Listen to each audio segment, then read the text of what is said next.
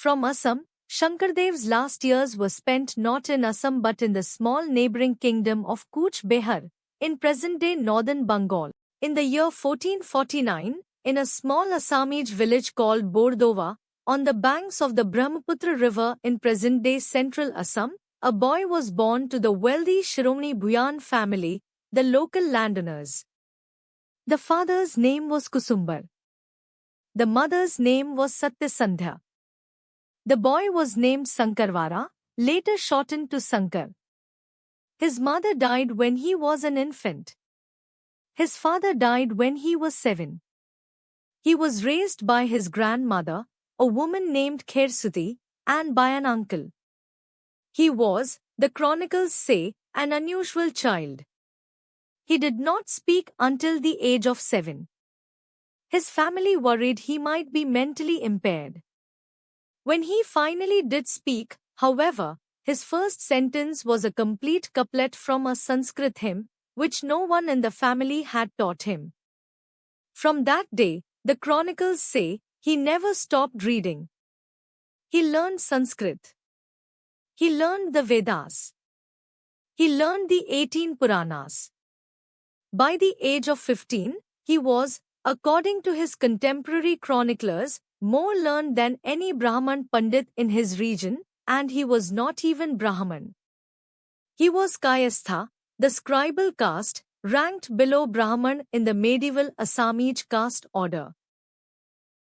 When Shankardev was about 34 years old, he undertook the first of 2 great pilgrimages that would shape his life. He left Assam, at that time a remote, forested kingdom on the eastern frontier of India, and walked through Bengal, through Mithila, through Vrindavan, through Mathura, through Varanasi, through Puri, through Rameswaram, and all the way to Dwarka in present-day Gujarat. The pilgrimage took him 12 years. He walked through the deepest forests, across the great rivers, over the high mountain passes, all the way to the 4 ends of India and back. He returned to Assam in his late 40s. He had now seen, with his own eyes, every great religious tradition of medieval India. He had attended Vaishnav debates in Vrindavan. He had argued with Shaivites in Varanasi. He had observed Jagannath worship at Puri. He had observed Krishna worship at Dwarka. He had returned to his Assamese village with one very specific conviction, that of all the religious paths he had seen, the one that suited the common Assamese villager best was the simple devotional worship of Krishna, without elaborate ritual, without caste discrimination, without priestly intermediaries, simply with songs and stories. This conviction would shape the rest of his life. Shankardev, upon his return to Assam, began to create. He began with poetry. He composed, over the next 2 decades, devotional songs called Baugeets, long, slow, mournful Krishna songs in a new mixed language he himself invented. The language was a combination of medieval Assamese, medieval Bengali, and a touch of Braj Bhasha, the Krishna worshippers' language from Vrindavan. He called this new literary language Brajvali. It was, in some ways, a constructed dialect specifically designed to feel sacred and devotional while being broadly understandable to the common villager. Then, around 1568, Shankardev took a step that no one else in medieval India had taken. He began to write plays. He wrote, in his Brajvali, full-length dramatic plays, with multiple acts, with songs, with dance, with multiple characters in costume, with prose dialogue alternating with sag-verse. He called them Ankya Naats.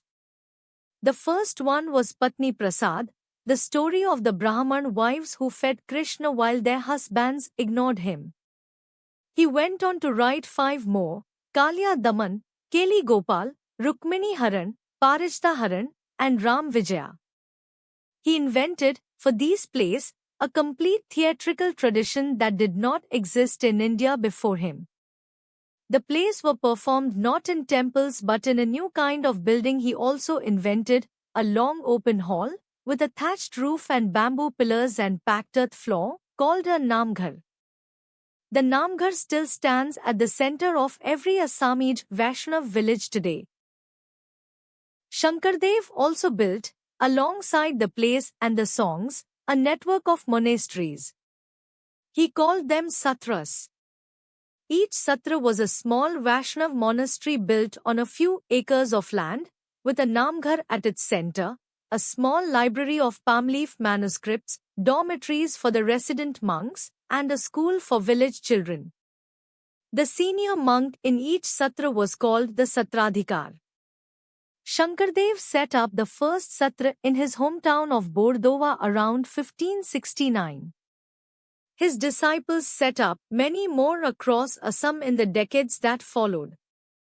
By the time of Shankardev's death in 1568, there were several dozen satras across the Brahmaputra Valley. Today, there are over 800. The Majuli River Island, the largest river island in the world, located in the middle of the Brahmaputra, became the spiritual center of the Satra network. At its peak, the island held 65 satras simultaneously. Today, several major satras remain on Majuli, Oniati, Dakshinpat, Garmur, Kamlabari, each with its own community of monks, its own theatrical troupe, and its own large open Namghar where the Ankya Naats are performed for tourists and pilgrims every winter. The most important disciple of Shankardev was a man named Madhvadev.